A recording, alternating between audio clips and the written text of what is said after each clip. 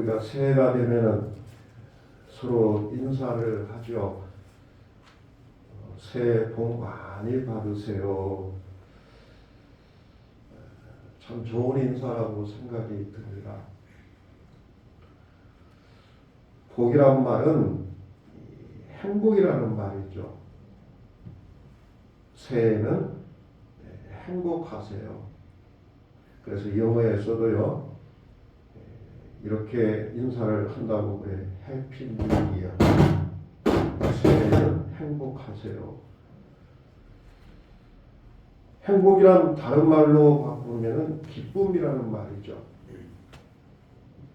새해는 기쁨이 가득하시기를 바랍니다. 여러분들에게도 하나님의 은혜가 늘 함께 할 수 있기를 바랍니다. 그러나 우리가 이런 인사를 하지만은 얼마나 기뻐하고 있을까 생각할 때 솔직히 자신이 없죠. 성경에서는 항상 기뻐하라고 말씀하고 계시지만은 이 말씀을 읽을 때마다 솔직히 마음에 부담이 되기도 합니다. 왜 그럴까요? 우리의 현실이 항상 기뻐할 수 없기 때문이죠.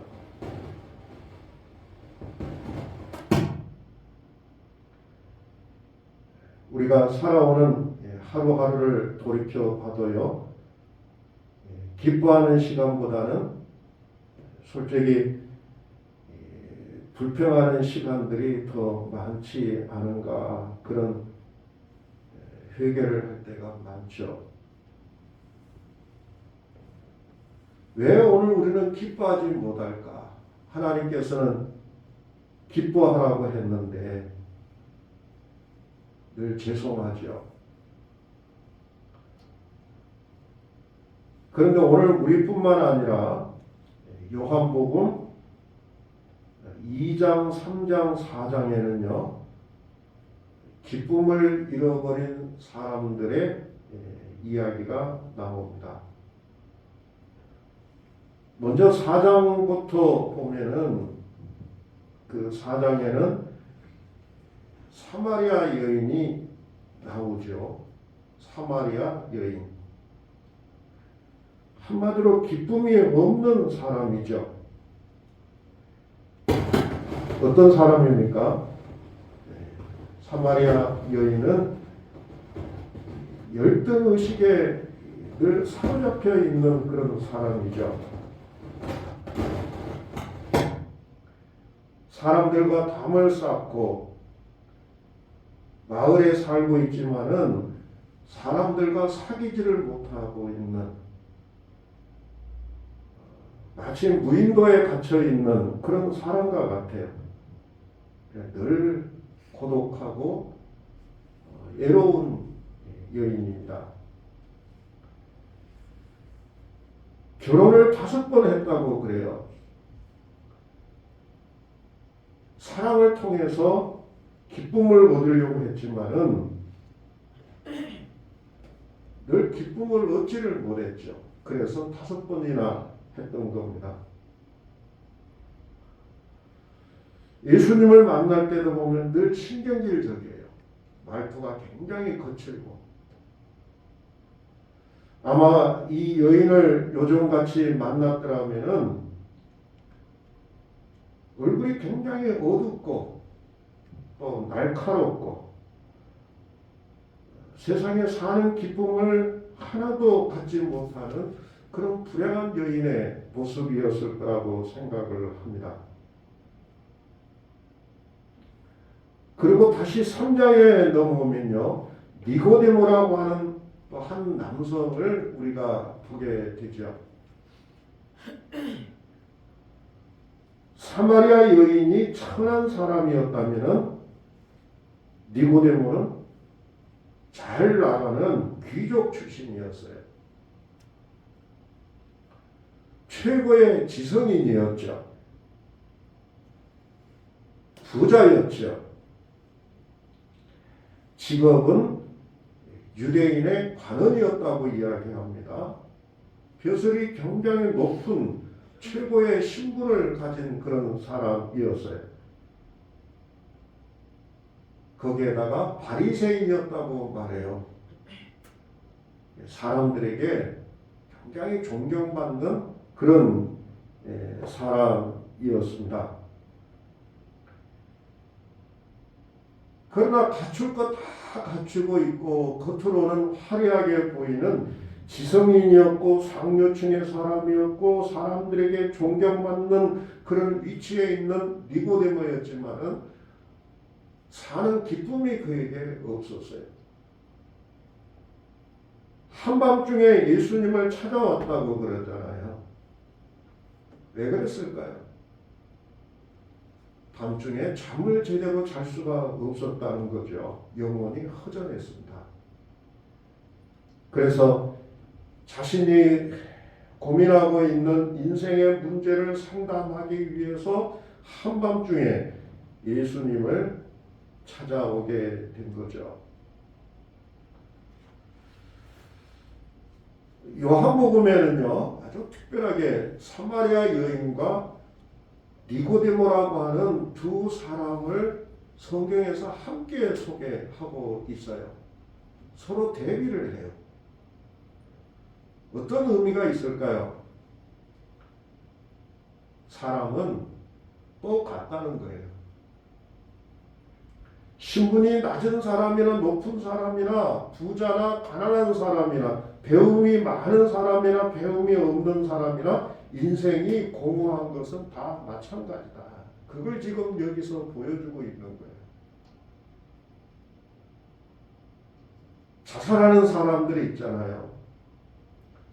너무너무 사는 것이 고통스러우니까 그것을 탈출을 하기 위해서 너무 가난해서도 자살하는 사람도 있지만은요. 보세요. 그들만 자살합니까? 가진 것은 굉장히 많지만은 영혼이 채워지지 않으니까 공허하니까 자살하는 그런 사람도 있잖아요.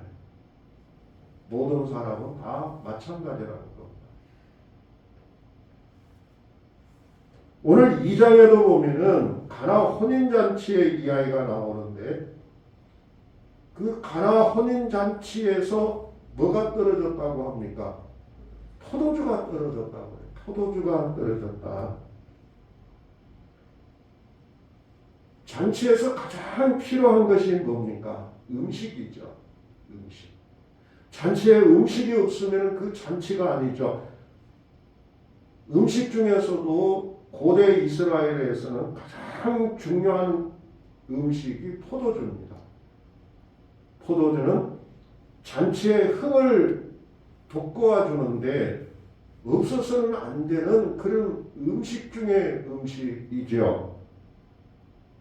그래서 잔치집에서는 이 흥겨운 즐거운 잔치를 위해서 1년 전부터 아니 몇 년 전부터 이것을 준비를 합니다. 그것도 넉넉하게 준비를 해서 이 잔치를 준비를 하죠. 그런데 오늘 성경에 보니까 잔치가 한참 진행될 때에 포도주가 떨어졌다는 거예요. 있을 수 없는 일이 일어났죠. 우리가 짐작하건대 예상했던 손님보다 더 많은 손님들이 왔던 것 같아요. 포도주가 떨어졌다는 말은 여러분 어떤 의미입니까? 잔치에 기쁨이 사라졌다는 거예요. 흥을 돋궈야 될 포도주가 떨어졌다는 말은 잔치가 이제 파장이라는 거예요. 한참 흥겨워야 될 잔치가 이제 그 기쁨이 사라지는 위기가 찾아왔다는 겁니다. 당시에 잔치 도중에 포도주가 떨어지게 되면은 그것은 손님에 대한 모독이었다고 해요. 어떤 모독이었을까요? 주인 준비 없는 사람이라고 하는 불명예를 안고 살아갔다고 이야기를 해요. 심한 경우에는 항상 자취집에도 좋은 사람들만 오는 거 아니죠. 술 먹고 그러면 과격해지죠. 과격한 손님들 중에는 소리를 지르고 난동을 부리고 상을 뒤엎고 그러는 사람들도 있었대요. 잔치를 이따위로 준비했느냐고. 이렇게 되면은 잔치를 주최한 주인은 마을에서 얼굴을 들지 못하고 살았다고 그런 이야기도 전해져 옵니다. 경정한 주인에게는 위기가 찾아온 거예요. 더 큰 심각한 문제는 뭘까? 이 잔치는 뭐였어요? 결혼식이에요. 결혼식. 여러분, 결혼식이라고 하는 게 뭡니까? 결혼식은 자녀가 출발하는 자리잖아요. 인생에 있어서 가장 기뻐해야 될 그런 시간이란 말이죠. 그런데 출발부터가 불행해진 거예요. 출발부터가 삐그덕거리기 시작한 겁니다. 자신 때문에, 준비 부족한 부모 때문에 자녀의 결혼을 망친다고 한번 생각해 보세요. 이 부모의 입장에, 아버지의 입장에서는 얼마나 고통스럽겠어요. 자녀에 대한 미안함, 나 때문에 자녀가 출발부터 이렇게 삐그덕거렸다, 상처를 주는 거잖아요.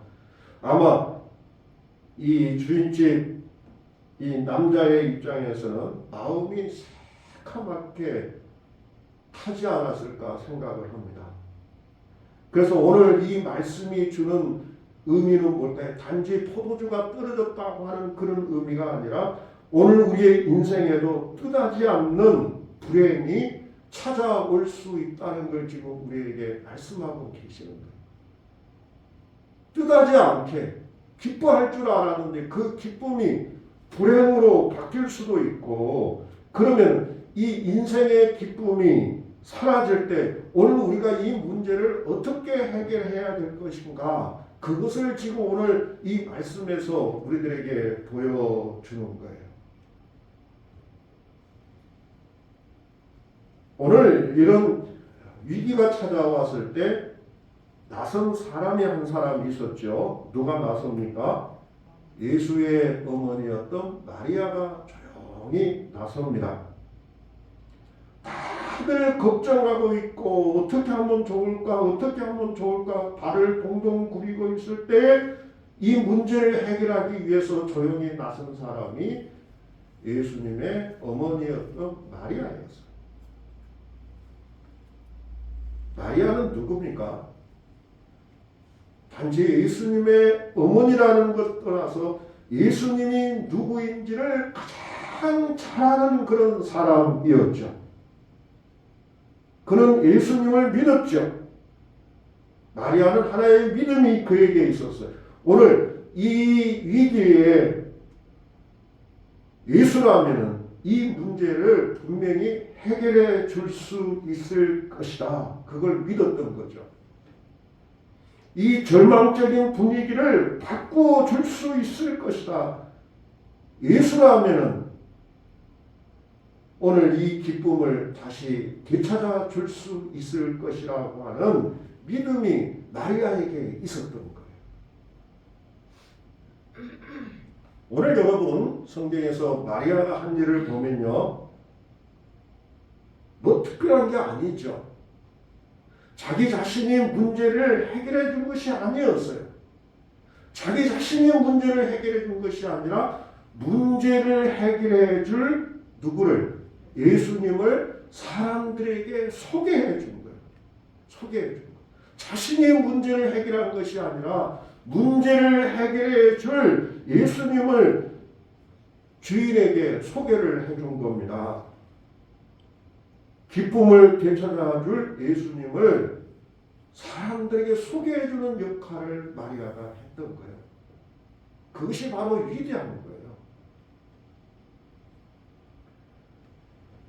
미국의 어느 대학교의 사회학 교수가 학생들에게 과제물을 내줬대요. 어느 빈민가에 가서 그곳에 살고 있는 청소년 100명을 대상으로 해서 생활 환경을 조사해서 과제물로 제출하라. 사회학 교수니까 사회의 어떤 문제를 이제 파악하기 위해서 그런 과제물을 냈던 것 같아요. 학생들이 며칠 동안 쭉 다니면서 조사를 다 마치고 이제 그곳에 사는 청소년들의 미래를 예측하는 평가 과제물을 제출했대요.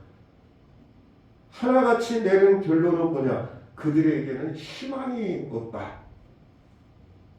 기회가 혹시 주어질지라도 이들에게는 희망이 없다. 한마디로 이 빈민가에 살고 있는 이 아이들에게는 희망이 없다.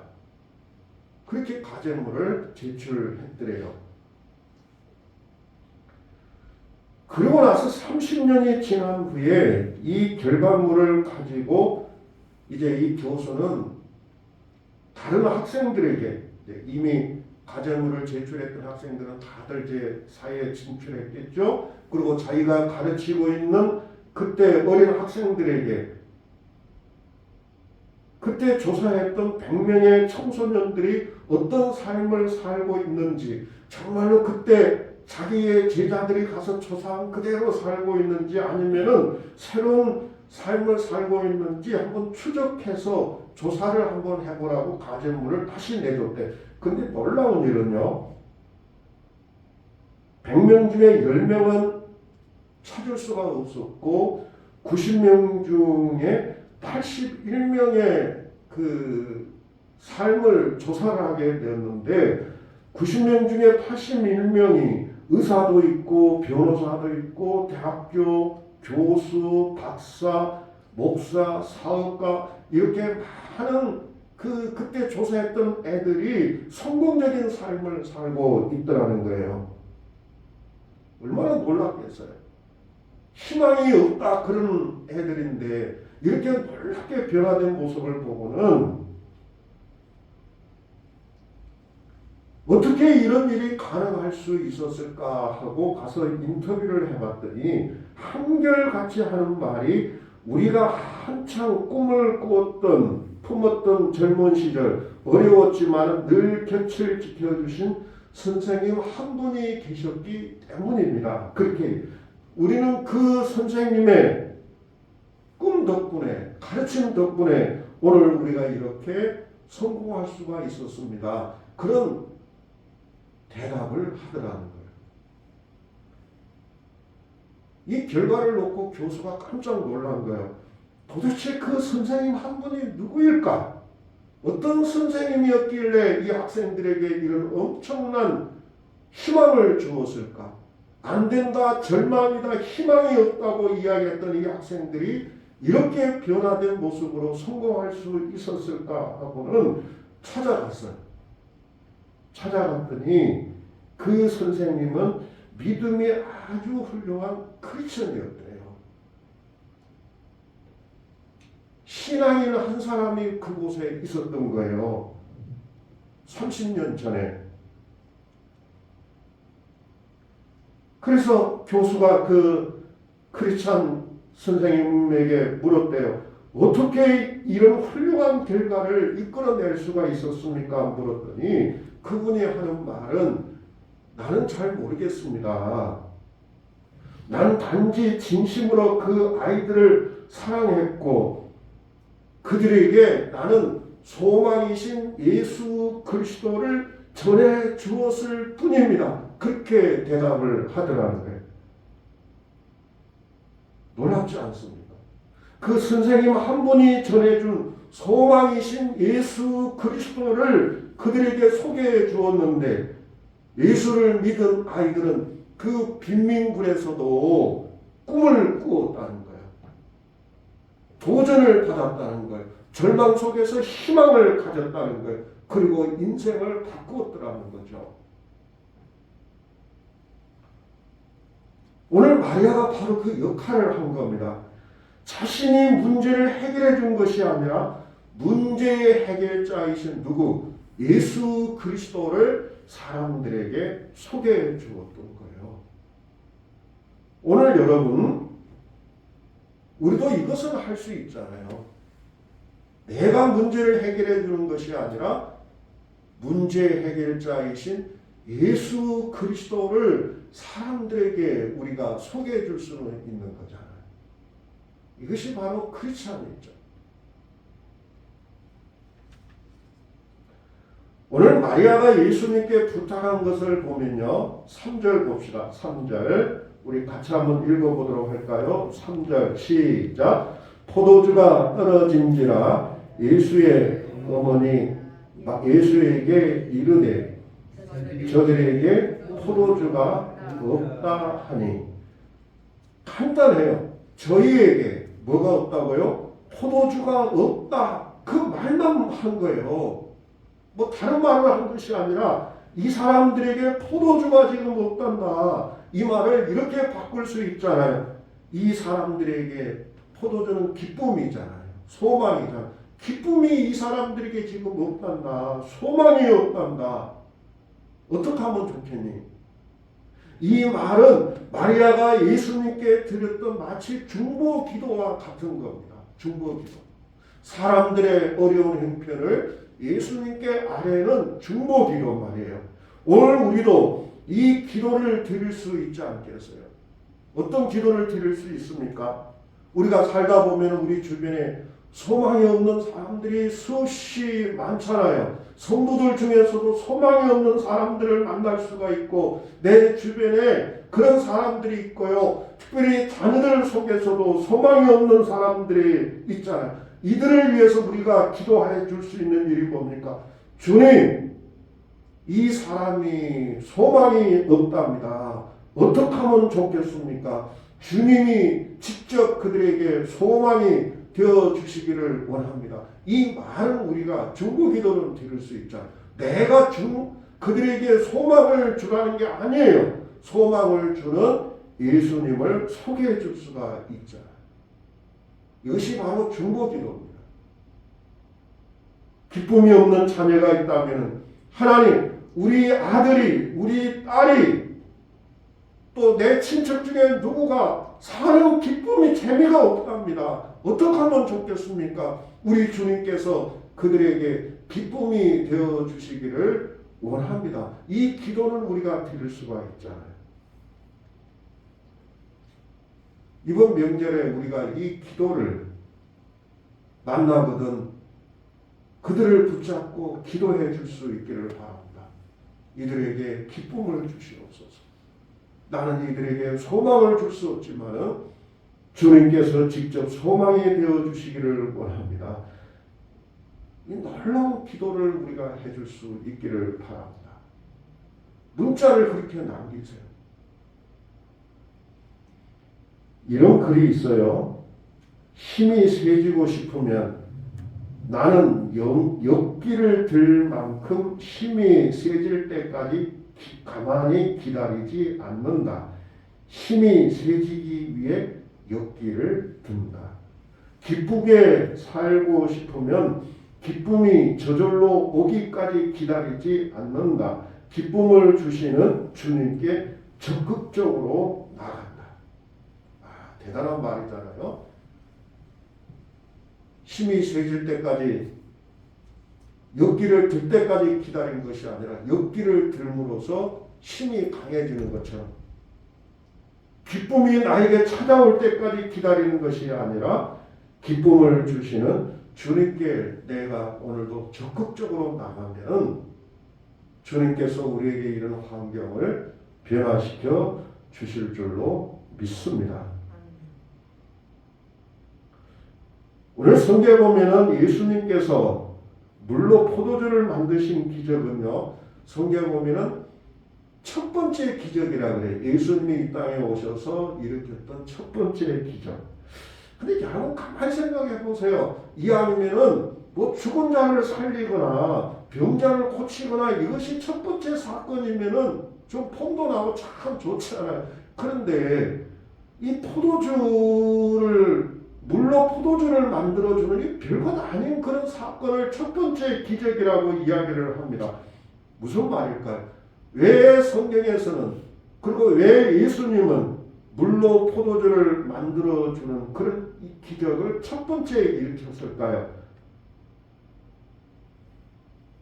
나는 포도주 없는 세상에 포도주를 주러 왔다. 다시 말하면 기쁨이 없는 이 세상에 나는 기쁨을 주러 왔다. 소망이 없는 세상에 소망을 주러 왔다라고 하는 것을 보여주기 위한 그런 기적이라고 생각이 들어요. 그래서 오늘 요한복음에 보면은 세 사람이 나오잖아요. 사마리아 여인, 니고데모, 그리고 이 잔치집. 전부 다 기쁨이 없는 이곳에 사마리아 여인은 예수님을 만남으로 해서 다시 기쁨을 회복하고, 니고데모는 예수님을 만남으로 다시 기쁨을 얻어서 영생을 얻고, 오늘 이 잔치집은 다시 기쁨의 잔치가 되었다는 말입니다. 기쁨을 위해서 포도주를 만들어 주신 예수님은요, 우리가 성경을 자세히 읽어보면은 이제는 자기 자신이 포도주가 되세요. 최후의 만찬 때 예수님이 하신 말씀이 있잖아요. 떡과 포도주를 주시면서 떡은 이거는 내 살이요, 또 포도주는 내 피라고 이야기를 합니다. 피라고 하는 게 뭡니까? 생명이요, 생명. 오늘 예수님이 우리에게 기쁨을 주시고 생명을 주시기 위해서 오셨다는 걸 보여주고 있습니다. 이번 명절에 그리고 올 한 해 여러분의 삶에 기쁨이 회복될 수 있기를 바랍니다. 그리고 기쁨이 없는 사람들에게 마리아가 했던 것처럼 예수님을 소개해 줄 수 있는 그런 은혜가 있기를 바라요. 오늘 우리 가운데 예수 그리스도의 생명이 흘러넘칠 수 있기를 바랍니다. 자, 이제 우리